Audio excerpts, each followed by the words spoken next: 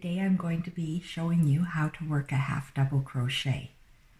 And I've already made my chain. I've started off with a chain of 9.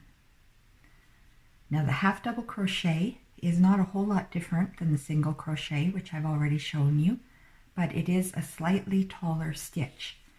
If you remember with single crochet, we skipped this first chain after our hook and we worked our first stitch into that second chain. Because half double crochet is taller than a single crochet, we're actually going to skip those 2 chains after our hook and work into that third chain. Now the biggest difference I think with half double crochet is before we even insert our hook into the chain, we're going to do 1 yarn over, and that's back to front. Now again, 1, 2, 3, that third chain, we're going to insert our hook, yarn over back to front, and draw through a loop. Now as you can see, because we did that yarn over, we've got 3 loops in our hook. So now we're going to yarn over and we're simply going to draw through all 3 of those loops. And that's it, a half double crochet. Now before we proceed, so you notice those 2 chains that we skipped?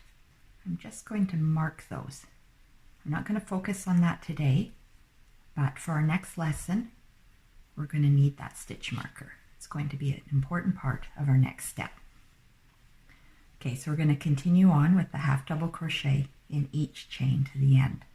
So again, yarn over, back to front, insert your hook into the chain, yarn over, draw through 1 loop.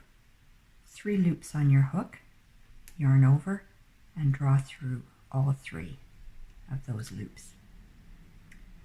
So again, insert your hook into the next stitch. Oh, I forgot a step, and I hope you caught me on that. Before we even insert into that chain, what do we want to do? We want to do that yarn over. So yarn over, insert your hook into the next stitch, yarn over, and draw through 1 loop. 3 loops on your hook, yarn over, draw through all 3 loops.